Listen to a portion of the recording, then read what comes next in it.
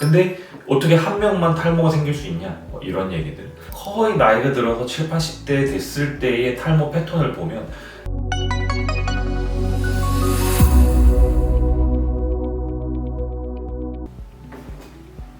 안녕하세요. 대구 모두모의원의 원장 이수익입니다.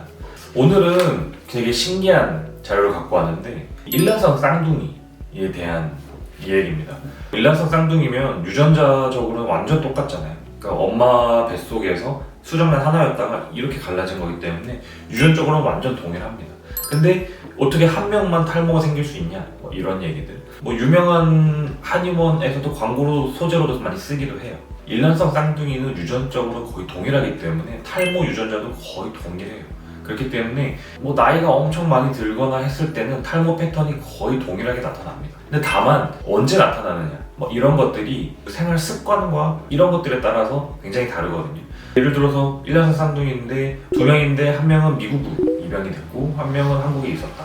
근데 그 두 명을 보면 외모나 이게 똑같고 탈모 상태도 거의 비슷하게 나타나지만 좀 더 좀 살찌는 음식이나 이런 식습관을 했던 분은 좀 더 일찍 올 수가 있고 한국 분은 좀 늦게 나올 수 있지만 거의 나이가 들어서 7, 80대 됐을 때의 탈모 패턴을 보면 이 속도의 차이지 거의 비슷하게 가거든요. 그 일란성 쌍둥이의 경우에 한 명은 절대 탈모가 나타나지 않고 완전 풍성해서 절대 탈모가 없는 그런 분이고 한 분은 머리가 다 벗겨져서 완전 대머리 이렇게 되진 않고요. 패턴은 같이 나타나는데 속도가 조금 다를 뿐이에요. 어떤 분은 한 40대에 나타났다면 다른 한 쌍둥이는 한 60대에 나타날 수도 있는 거예요. 그걸 극단적으로 하면.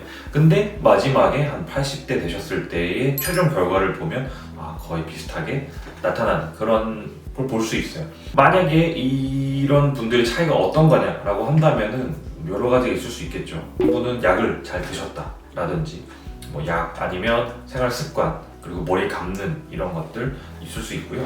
환경적 요인에 의해서 달라질 수 있는데 기호식품, 음주, 흡연 이런 거 있을 수 있고 또 같은 직장에 들어가는 게 아니잖아요. 그러면 스트레스가 다를 수 있습니다. 한 분은 뭐 스트레스가 적은 직장, 한 분은 많은 직장 이걸 딱 뭐 평가할 수는 없지만 그 다음에 환경적인 요인, 어디에 사느냐 그리고 운동을 규칙적으로 했느냐 뭐 약을 먹었냐 이런 것들에 따라서 달라지게 돼요.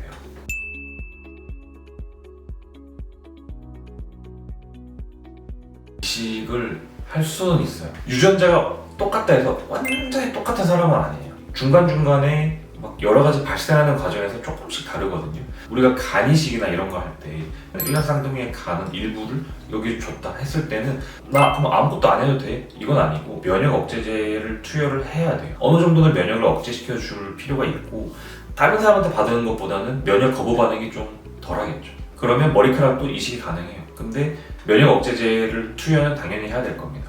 저는 그런 적이 있어요. 아버지가 아들한테 간 이식을 받았어요. 그러면 면역 억제제를 투여해야 되잖아요. 어차피 면역 억제제 먹는 김에 머리도 이식해보자 해가지고 이식을 했었는데 생착률이 그렇게 좋게 나오진 않았지만 그래도 살아남은 케이스는 있어요.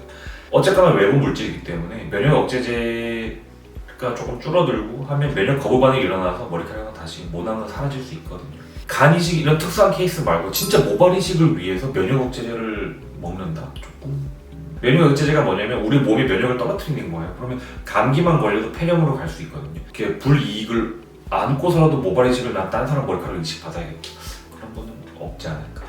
쌍둥이라 하더라도 유전적으로 같다 하더라도 탈모는 다르게 나타날 수 있고 그 요인으로는 뭐 스트레스, 환경적 요인, 그다음에 식습관, 그다음에 약의 복용 여부 이런 거에 따라서 시기는 달라질 수 있다. 근데 결과는 마지막은 똑같고 이 쌍둥이 두 분이 이렇게 있으면은 병원을 자주 다니면서 진단을 자주 받고 이렇게 뭐 지금 피지가 많으니까 이런 샴푸를 써보세요라든지 아니면 약을 복용해보세요라든지 계속 관리를 받은 분과 유전적으로 똑같지만 관리를 안 받은 분은 차이가 날 거거든요. 마찬가지로 여성분들도 피부 관리를 꾸준히 받고 막 리프팅, 뭐 리쥬란 다 하신 분이 50대, 60대 됐을 때랑 전혀 피부 관리를 안 하고 뭐 자외선 자주 노출되면서 선크림 안 바르고 60대가 되신 분의 차이는 자명할 거거든요. 탈모로 고민이고 탈모를 좀 예방하고 싶고 하신다면은 음주 흡연 안 하고 식습관 잘 하고 약도 복용하고 제일 좋지만 병원에서 정확한 진단 하에 적절한 약과 그다음에 두피 상태에 맞는 뭐 샴푸나 이런 것들을 처방받아서 해보시는 게 제일 좋을 거예요. 항상 늘 드리는 말씀이지만 탈모가 고민이시라면은 꼭 상담 받아보시기를 추천드리겠습니다. 다음에 또 재밌는 소재로 갖고 오도록 하겠습니다. 지금까지 대구 모두모 의원의 이수희 원장이었습니다. 감사합니다.